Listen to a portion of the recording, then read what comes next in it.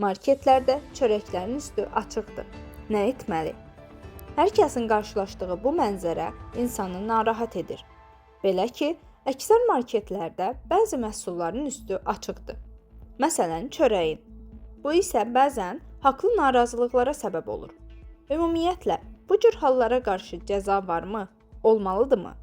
Üstəlik, insanlar üçün sağlamlıq riskləri necə? Varmı? Bu barədə Günün Səsi Infoya sağlam qidalanma mütəxəssisi Məsəti Hüseynova danışıb. O, bu barədə deyib.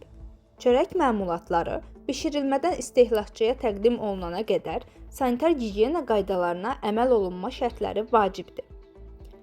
Xüsusilə də ticarət obyektlərində əvvəlcədən razılaşdırılmış qrafik üzrə gətirilməklə bütün bu prosesdə qida daşınma zəncirinə nəzarət olmalıdır. Yaxşı olar ki, çörəklərin üzəri xüsusi örtüklə örtülsün. Bu, bir çox hallarda müəyyən kağız və ya polimer plyonkalarla olsa da, bəzən açıq da olur. Nəzərə almaq lazımdır ki, çörək digər məhsullardan təcrid olunmuş formada olmalıdır. Məsəti Hüseynova həmçinin bildirib. O cümlədən istehlakçıların əli ilə toxunması qadağandır. Eyni zamanda etiket məlumatları açıq şəkildə yoxdursa, ümumi yeşiyin üzərində istehsalçı şirkətin adı, ünvanı, istifadə müddəti, tərkibi və sair göstərilməlidir.